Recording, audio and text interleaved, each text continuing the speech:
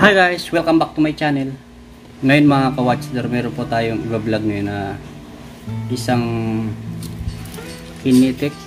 Ayan guys, psychokinetic. Kung saan ito po ay sira po ang makina. Ayan. Tignan muna natin guys ang ano. Oh! Tikas na nga. Tanggalin muna natin ang kanyang trigger.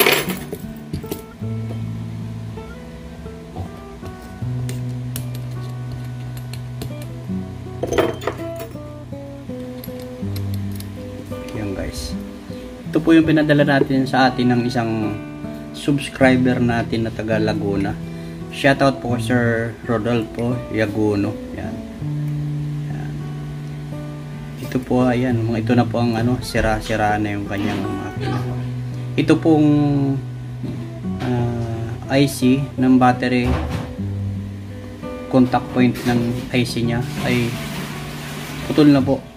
Kaya hindi na siya PD, saka matagal ng stock. Ayan. Kaya ang ating pinakamadaling gawin sa mga ganitong para hindi tayo mag-repair ay replace po natin ang makina. Meron po tayong nakuhang makina, ayan, replace natin, isa magawa pa tayo. Ayan. Umpisa na natin guys, kasi nasilip ko na po itong makina nito, marami siyang papalitan, damage.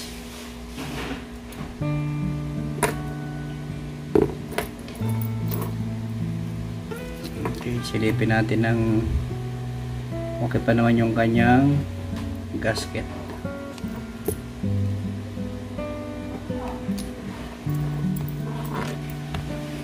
Yan. Then ito po ay papalis natin. Yan. Up. Sorry.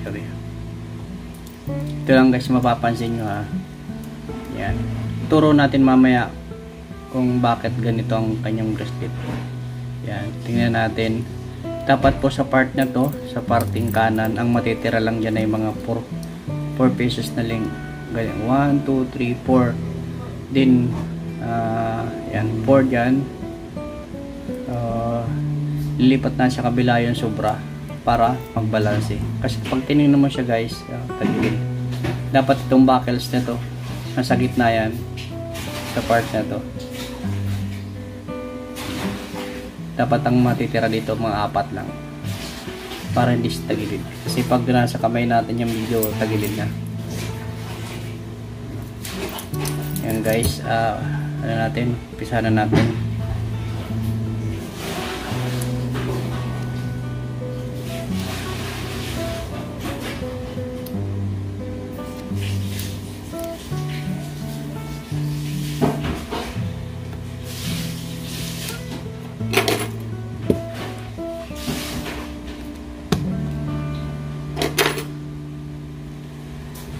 Guys, mabilis lang po yun magpalit. Ang matagal nang gagawin lang natin dyan yung pagbapping ng case nya para okay, kompleto naman po yung ano, dial post. Same lang guys yan. Ang mapapansin nyo, yun lang calendar ang pagkaiba. Yan. Bago po ang battery nyan, Maxell, pwede pa natin palitan ng ano yung gusto.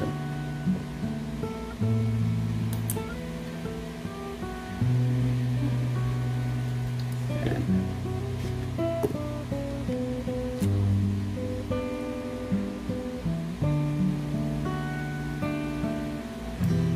Mabuti na lang po meron tayo nakuha nitong ganitong makina.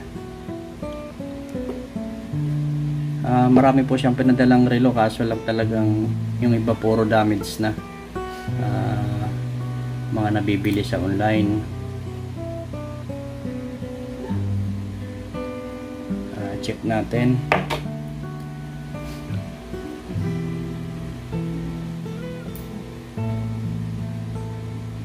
Lagay natin ng lamay. Yan.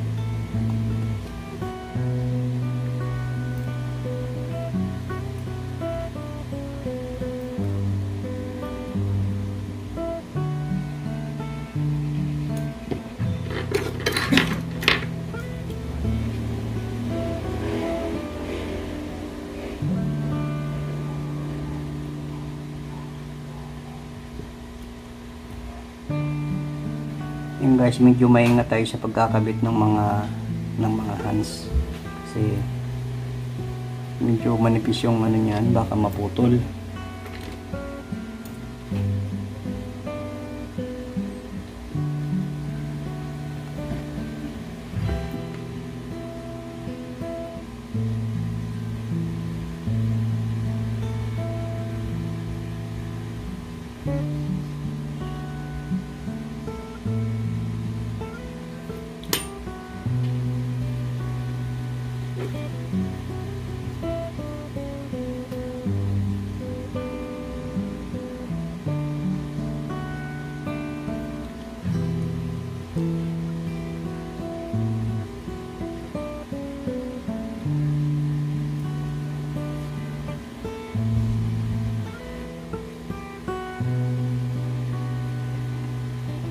Yung mga bakat ng kamay, then try natin lahat ng ano, kung naka-center siya,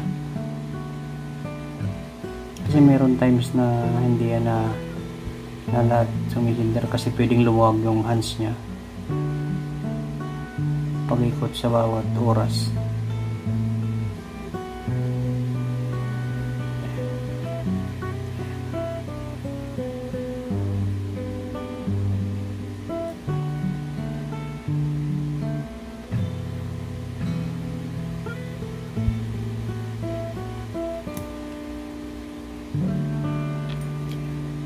Yan guys, bakit pali okay na siya. Then napalitan natin ng ano natin to guys, papakita ko guys kung paano ililipat yung ano, ang bracelet bago natin i-popping. Gamit natin ng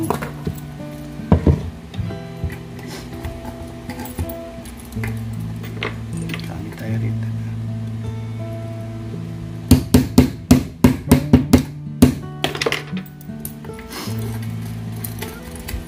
Dalawang kuko natin guys, medyo matigas.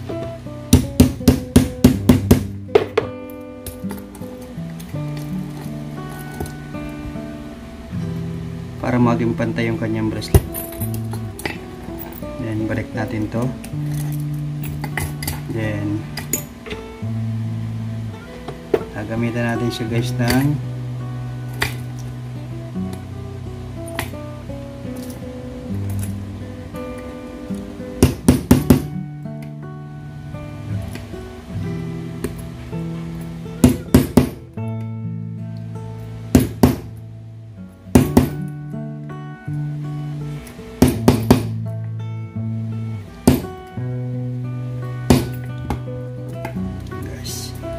dito natin ilipat yung dalawa sa part na to. Baklas tayo dito ng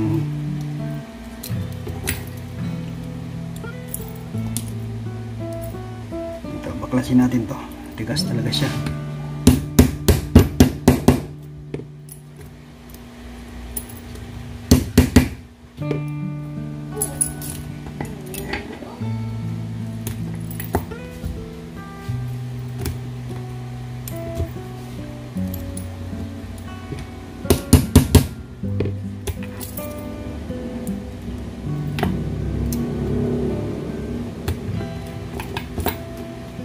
Dito kasi mga kawatsadar, merong time na yung iba mabawas hanggang doon lang sa hindi pinaliliwanag doon sa mga kung tatagilid ba siya.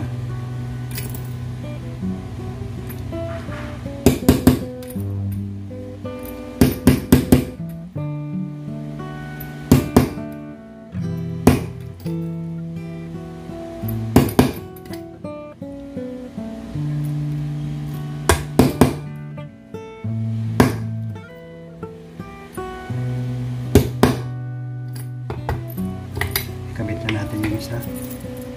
Itong isa.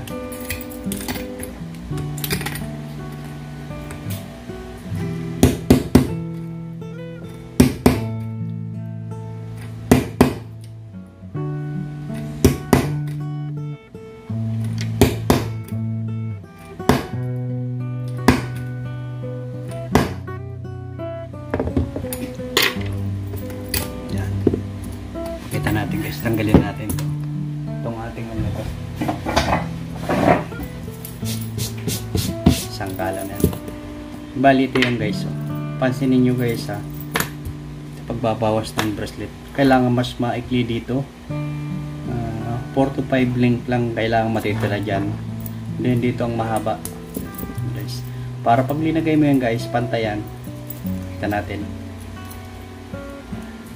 Kung mapansin nyo guys, di ba pantay? Pantay na siya. Nasa gitna na yung buckles niya. Di ba maganda na siya suotin? Mas maganda pag nasa kamay. Ngayon mga kawatsador, kailangan natin i-bopping to. Mga kawatsador, bali dito natin siya i-bopping yung case niya. Ito yung inahastihan ko. Bali mga kawatsador, haspin muna natin siya, then bopping, saka natin yan.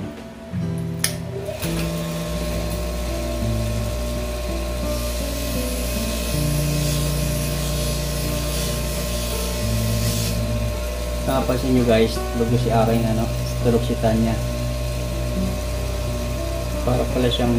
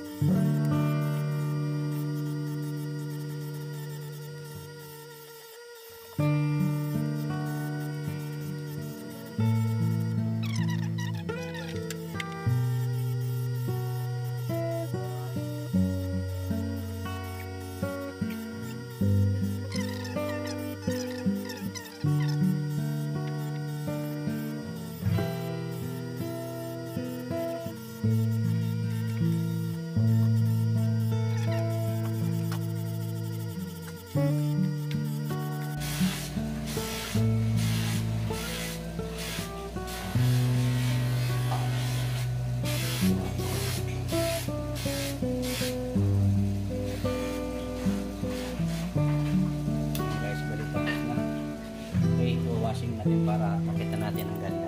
Okay. Yan mga kawatsador, bali natapos na natin i-bopping. Yan. Bopping na natin yung kanyang case. Malinis na. Glass lang, di natin na mas maganda sana kung palitan ko ng glass guys. Yung palitan kaya natin. Tingnan natin kung anong sukat ng ilang millimeter. Ito pala napalitan natin para mas maganda. Tayo nakapag 28 tingin tayo kung meron 28 tayong dala rito. Yung guys, bali palitan natin palit tayo ng glass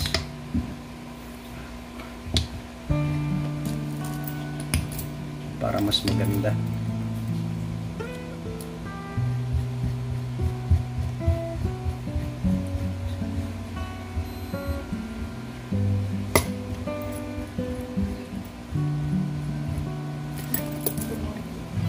Oh, makapal siya guys.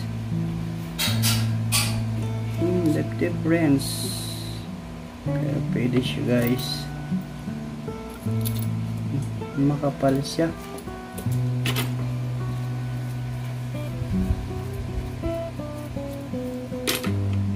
Ganda sana. Kaso lang pag pinalit natin,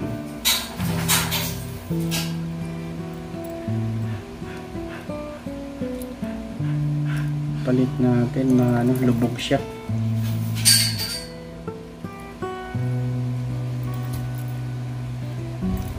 Pero mas maganda.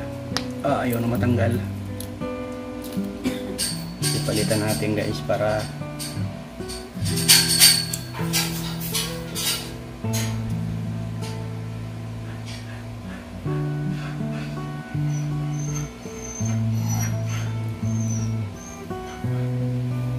Number 28 ang sukat. Pero hanap pa tayo guys ng mas maano pag ano. Pwede pa natin naman yan ano. At least makita lang natin na mas maganda.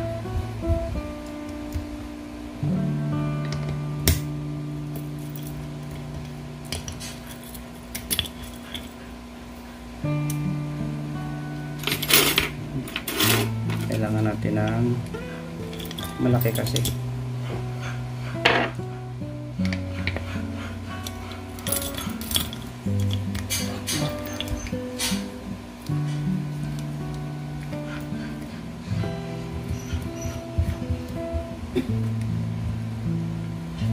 Yan. Yan guys, bali nakalapat na siya.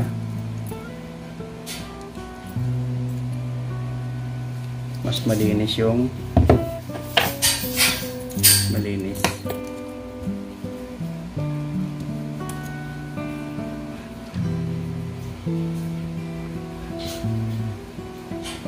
Kasi itong mga kawatsador, grabe ng gaskis, oh. Pangit na.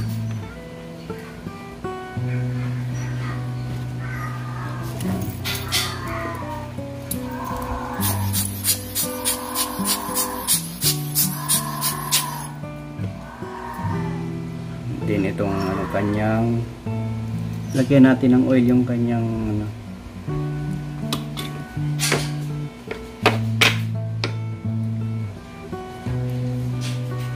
ito guys, yung push button nya rito.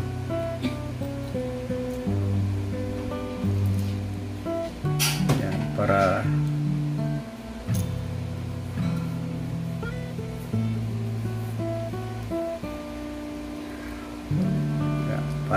malambot yung spring.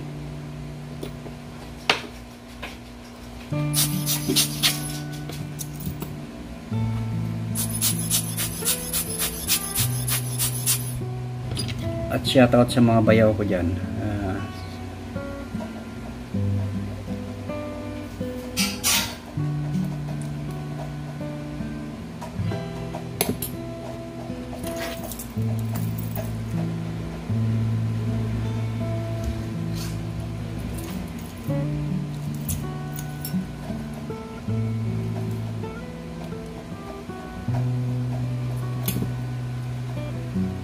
Lagyan natin guys ng yan. Bali ang gasket nya guys, okay pa.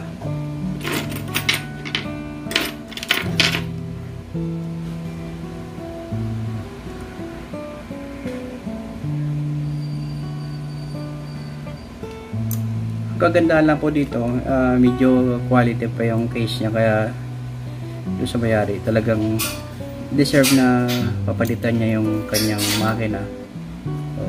Papahalagahan niya kasi sayang,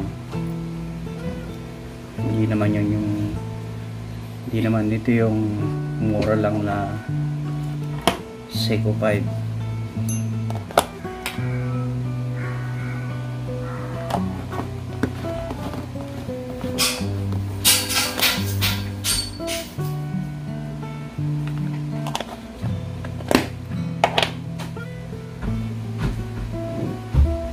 Gasket.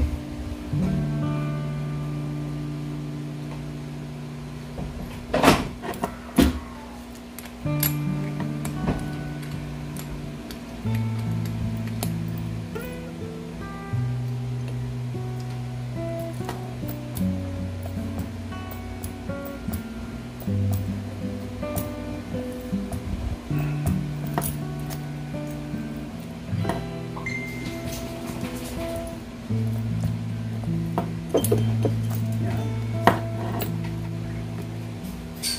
Counter.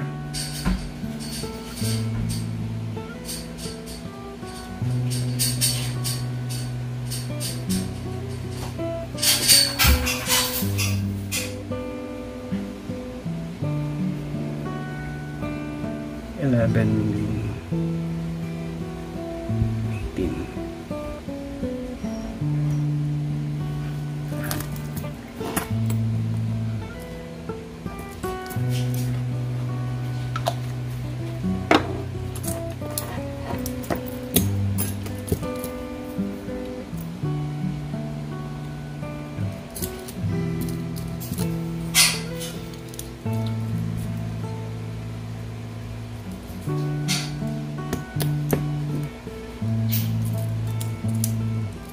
Ganda na guys.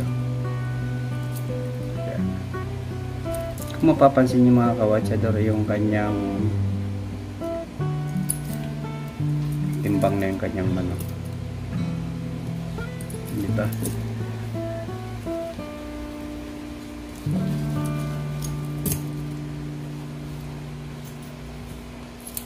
Yan, okay na yung kanyang